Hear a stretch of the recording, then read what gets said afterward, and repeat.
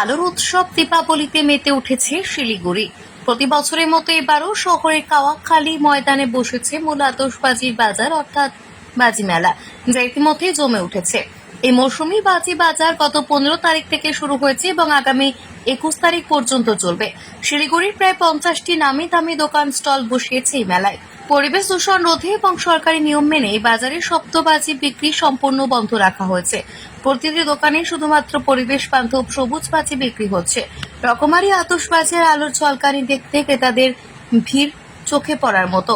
ছোটদের জন্য নানা রঙের ঝলক এবং বড়দের জন্য শব্দহীন আলোর খেলার বিভিন্ন ধরনের বাজি পাওয়া যাচ্ছে।